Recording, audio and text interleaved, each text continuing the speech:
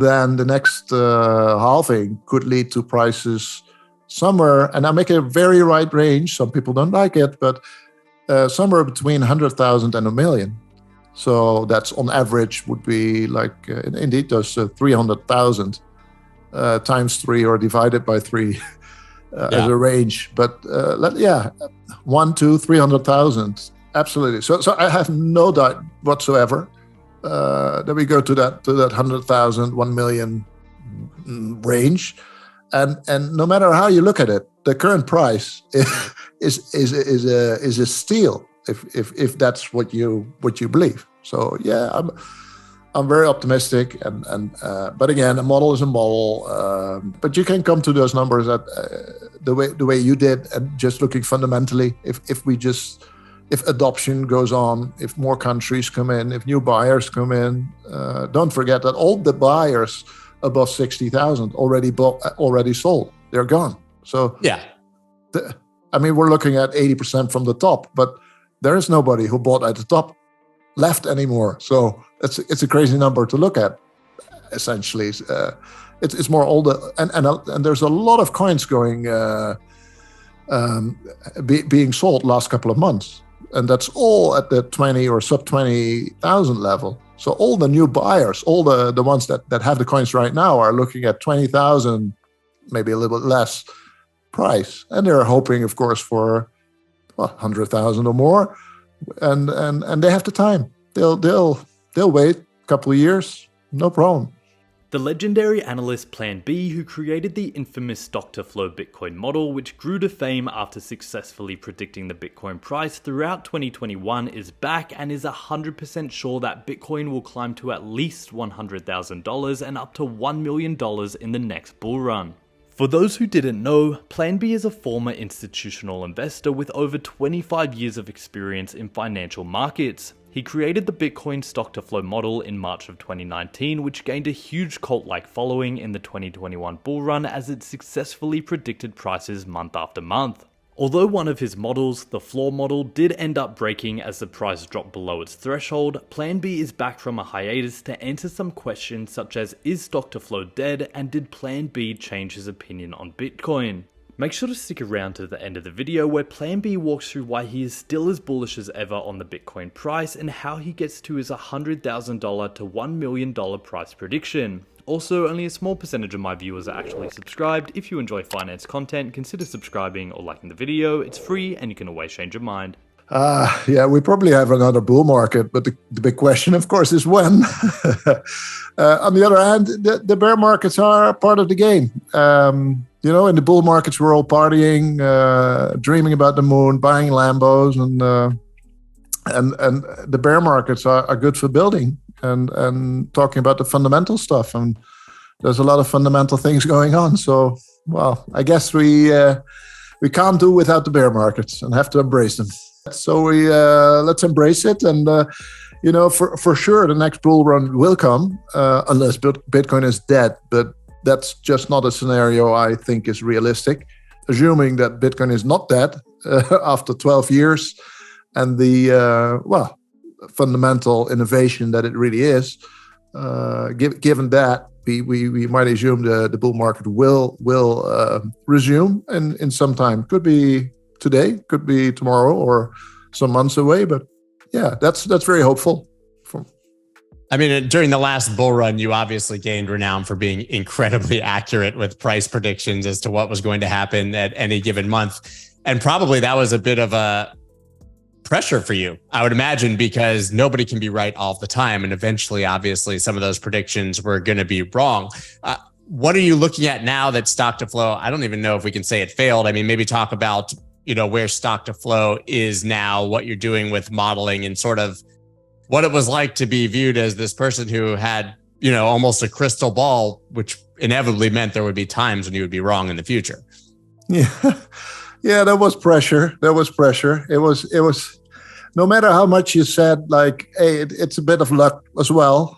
I have very, very rough models, and everybody that understands the model, they know that, but they're very rough. So being exactly right and certainly 3 times in a row, that's just pure luck. But no matter how much you say that, I gained 1 million followers in 2 months, and that's purely based on that random lucky shot. And you know, it's traditional finance guy, an investor, ex-institutional investor, I should say, because I quit 2 years ago.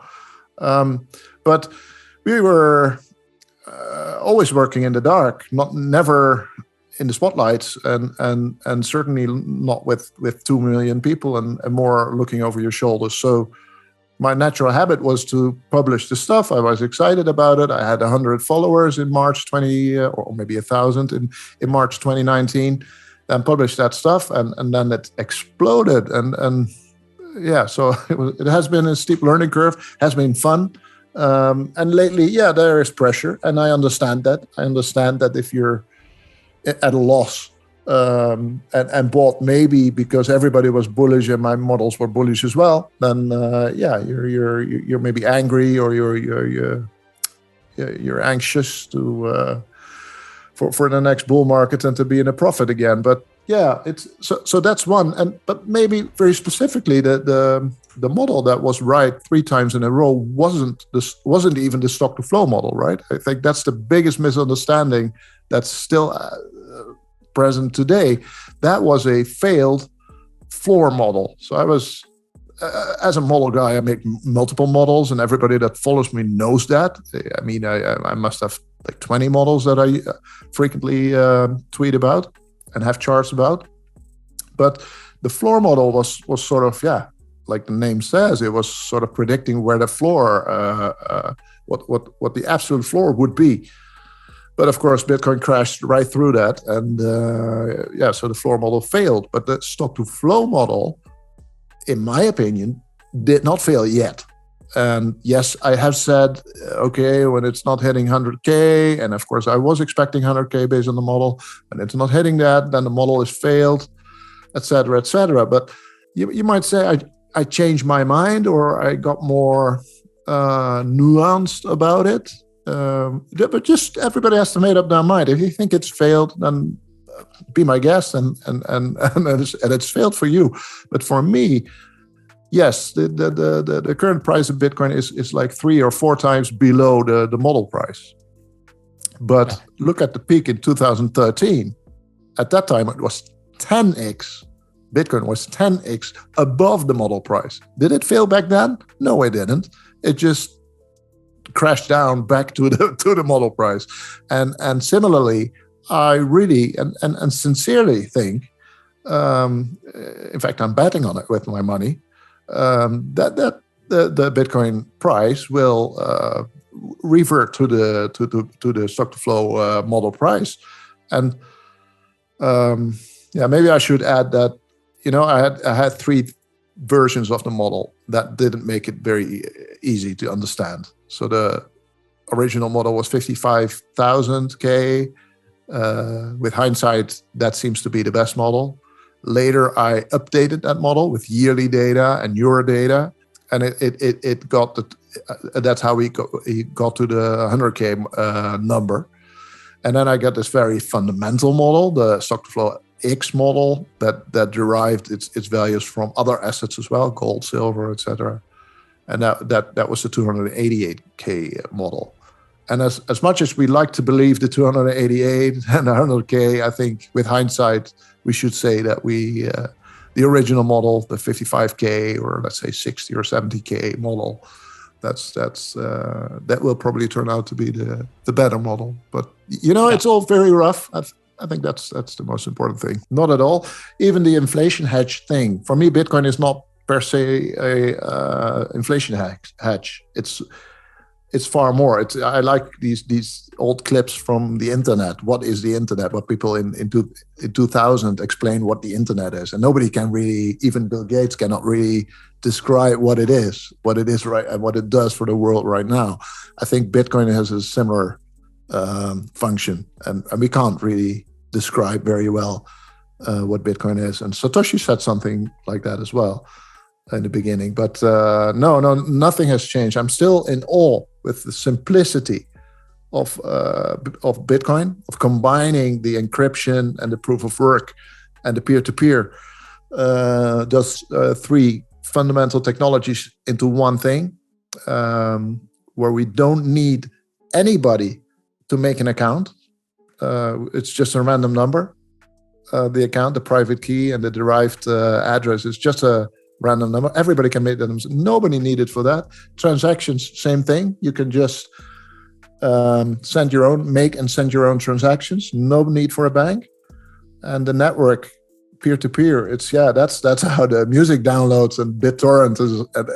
You can't kill that. So it's funny to see the central banks struggling with that. Like it reminds me of the telcos at the time.